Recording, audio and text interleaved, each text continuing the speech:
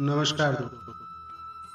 आज की हमारी वीडियो श्री कृष्ण जी के प्रिय भक्त मोरध्वज की कहानी के बारे में है। महाभारत का युद्ध समाप्त होने के बाद पांडवों द्वारा श्री कृष्ण जी के कहने पर अश्वमेध यज्ञ का आयोजन किया गया।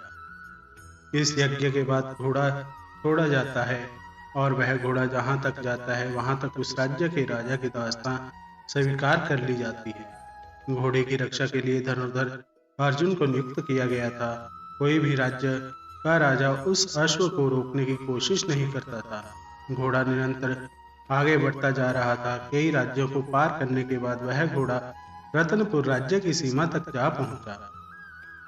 रतनपुर के राजा मोरध्वज बड़े ही धर्मात्मा और श्री नारायण के परम भक्त थे। राजा मोरध्वज का पुत्र धीरध्वज था। वह अल्प आयु में ही युद्ध कला में सर्व शिक्षा प्राप्त कर ली थी। वीरध्वज ने अश्वमेध का वह घोड़ा रोक लिया और घोड़े के रक्षक अर्जुन की प्रतीक्षा करने लगा।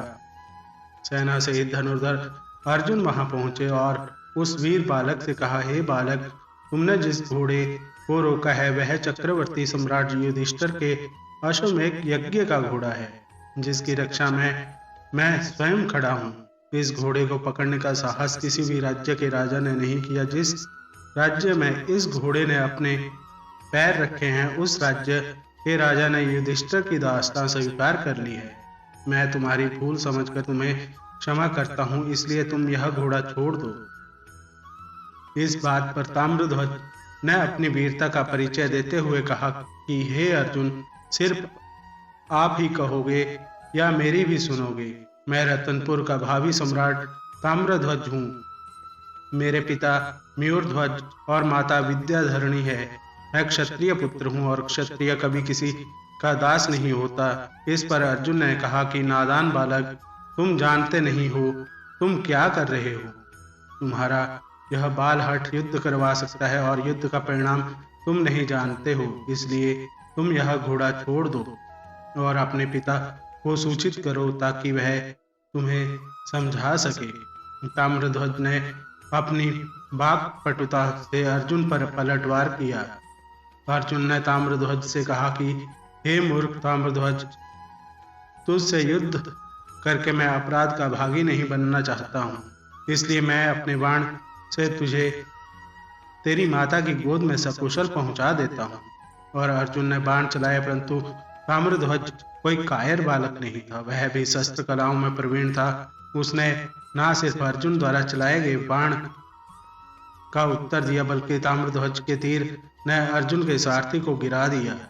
उसके तीरों ने अर्जुन का वीरता से सामना किया और अपने एक तीर से महाबली अर्जुन को मूर्छित कर दिया।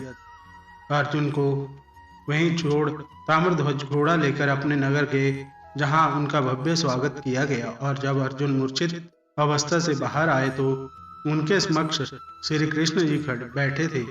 अर्जुन ने श्री कृष्ण जी से कहा, हे भगवान, यह सब आपकी माया का ही चमत्कार है, अन्यथा वह बालक युद्ध में अर्जुन से नहीं जीत सकता था। इस पर श्री कृष्ण जी ने अर्जुन से कहा कि अर्जुन, तुम अभी भी भ्रम में हो। तुम यह सोचते हो कि संसार में तुमसे बड़ा योद्धा कोई नहीं है और तुमसे बड़ा मेरा भक्त कोई भी नहीं है। अर्जुन ने श्री कृष्ण जी से कहा, क्या यह सत्य है माधव?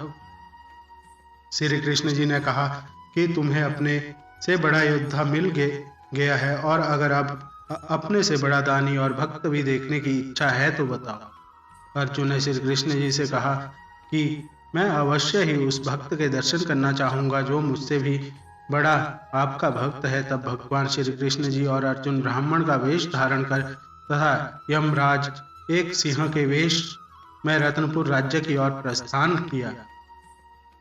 राजा मोरध्वज के दरबार में जाकर भगवान श्री कृष्ण ने राजा से अपने भूखे शेर के लिए भोजन की याचना की। जैसे ही राजा मोरध्वज ने दरबारियों से शेर के खाने की व्यवस्था करने का आदेश दिया तो श्री कृष्ण जी ने कहा, मेरा शेर सिर्फ बच्चे का ताजा मांस ही खाता है। राजा मोरध्वज रानी पद्मावती के पास गए और पत्नी से अपने इकलौते पुत्र को शेर की भूख मिटाने के लिए देने की बात कही। राजा मोरध्वज ने दरबार में आकर अपने इकलौते पुत्र का मांस शेर को खिलाने का ऐलान किया, लेकिन श्री कृष्ण जी ने यह भी शर्त रख ली कि आंख में बिना आंसू आए राजा व रानी अपने पुत्र को आरी से काट कर एक भाग शेर को और अपने हाथों से दें। राजा मोरध्वज ने रानी पद्मावती के साथ अपने इकलौते पुत्र ताम्रध्वज को आरी से चीर कर भूखे शेर को दे दिया। भगवान श्री कृष्ण के प्रति राजा मोरध्वज की भक्ति को देखकर अर्जुन का अभिमान चूर चूर हो गया। राजा मोरध्वज की परीक्षा लेने के बाद भगवान श्री कृष्ण ने राजा के पुत्र को दोबारा जीवित कर दिया। राजा ने ब्राह्मण से कहा कि आप कौन है और किस कारण आपने मेरी इतनी कठिन परीक्षा ली। भगवान श्री कृष्ण जी ने अपने विराट रूप के दर्शन राजा को दिए और राजा श्री कृष्ण के चरणों में गिर के यह दृश्य देख अर्जुन उस महादानी राजा मयूरध्वज के पैरों में गिर गए और इस तरह अर्जुन का अहंकार नष्ट हो गया। जय श्री राधे कृष्ण। तो दोस्तों, उम्मीद करते हैं आपको आज की वीडियो पसंद आई होगी। तो वीडियो को लाइक, शेयर और कमेंट करना ना भूलें तथा चैनल पर नए हो तो चैनल को सब्सक्राइब करके बेल आइकन को ऑन कर लें। जय श्री कृष्ण।